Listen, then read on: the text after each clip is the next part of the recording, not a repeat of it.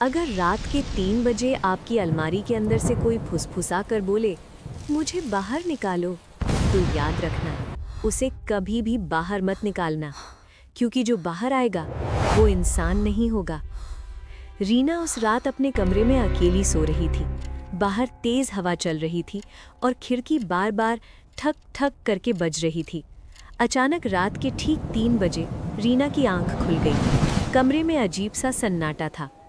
तभी अलमारी के अंदर से आवाज आई, ठक ठक ठक। रीना का दिल जोर जोर से धड़कने लगा।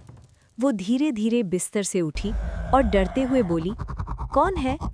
कुछ सेकंड तक सन्नाटा रहा, फिर अंदर से एक बहुत धीमी आवाज आई, रीना, मुझे बाहर निकालो।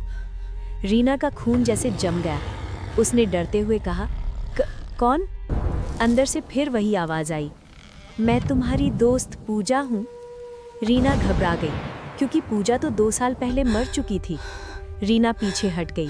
अलमारी के अंदर से फिर जोर जोर से आवाज आने लगी, ठक ठक ठक ठक, और वो आवाज अब गुस्से में बदल चुकी थी।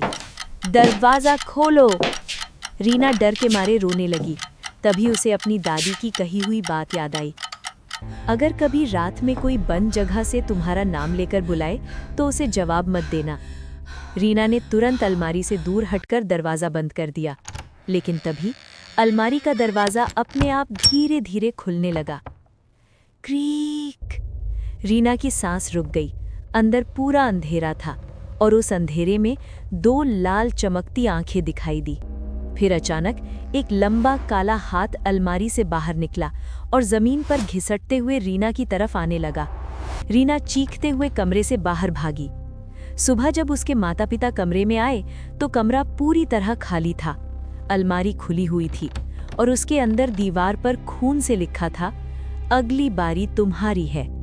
उस दिन के बाद रीना कभी नहीं मिली, लेकिन कहते हैं आज भी रात के 3 बजे उस घर की अलमारी से आवाज आती है, मुझे बाहर निकालो। अगर आप होते तो क्या आप अलमारी खोलते?